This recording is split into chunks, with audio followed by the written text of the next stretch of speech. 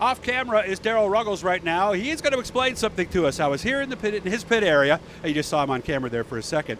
He's putting spacers in the 305 sprint car, but this is the same as spacers on 360s, 410s across the board, correct, Darryl? Yes, yes. Okay, so what are we doing here? Well, I guess, I'm not the pro at this, but all wheels, like in the modified, you have different wheels and different offsets and back sets on the wheels. And it's so easy on these cars. You can change the spacing. You can just slide the spacers. You can just basically slide the spacers in. And if you want to take 1/4 of an inch out, you just take that out and then you can put the wheel on it. If you want to take 3/4 of an inch out, you can still put the wheel on it. So the spacers basically give you, your offset of your wheels, so you don't have to have 15,000 wheels to do the same project. Okay. So you can run the same wheel. Like in a modified, you got to put they have a bolt-on spacer, the bolts on a modified.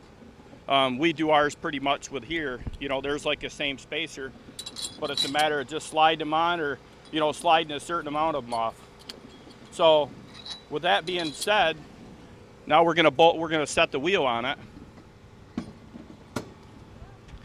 And what you're looking for is you don't want your wheels to, hit the radius rods or hit here. And later in the night,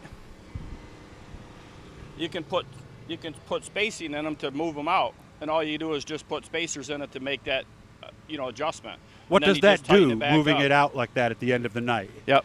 What does that do? Well, when the wheel's in early in the night, it frees the car up a little bit. And then later in the night, when it gets dry slick like it does here at Land of Legends, you can move the wheel out and it will help tighten the car up. Gotcha. So on the right side, early in the night, 410s, 360s, most generally run their wheel quite a ways away from, they measure it from the frame. Oh, they measure from the frame. Yeah, okay. Most people measure from the frame to the offset, and then you measure from the frame to the center of the axle, and then that gives you your offset. But it just makes it so easy with the spacers because you can just take them off and adjust it however you want, according to what the tape measure is telling you, or whatever you feel that you need. I guess because you were looking for how much there? 1 3/4 inches, you said? Well, I wanted my wheel to be about 1 inch from the radius rod, and then I haven't even got my tape measure out, but usually it's like 11.5 inches from the radius rod out is what you're looking for.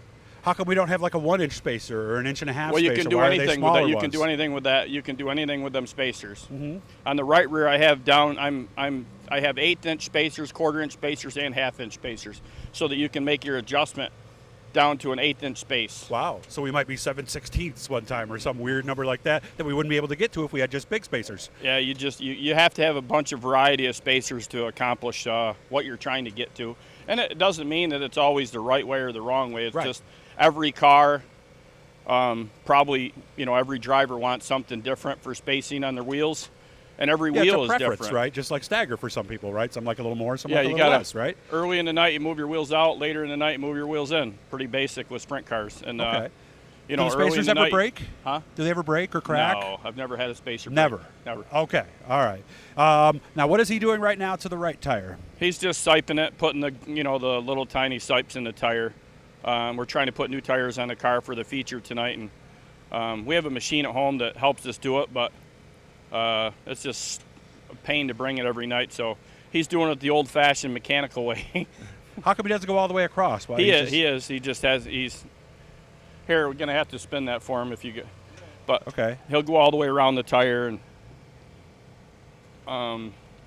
but just what it does, it gives it a little bit more, sipes and.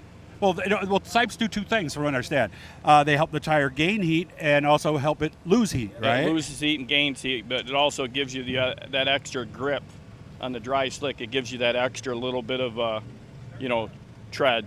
And tonight, I would imagine we're going to have that, right, with the sun and everything? I don't know what we're up against tonight, but I would have to say it's probably average here, dry, slick. It is what it is. We're used to it.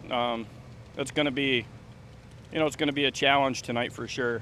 Well, I wish you all the best. I hope this works, man. I hope you guys learned something here. Well, we're hoping. The tires probably aren't the biggest thing we learned this week. The car that you're looking at in the video was sitting in my weeds for the last 7 years. Seriously. And after my performance the last couple weeks here on Saturday nights, was pretty disappointed in myself, pretty disappointed in my car. So I came in and I says it's time for a change. And they said the season's almost over. I said that's good. That's why we're doing it. So it works, man. We started, me and Brian, and we started putting this car together. And on Monday, Rob came over and helped, and then Frank came on Friday, and my wife and Alicia and everybody. We took the other car apart on Friday or Monday night, and we started bolting this car together on Tuesday night. And she's a little faded. The colors aren't very good because it sat out in the sun for quite a few years. That.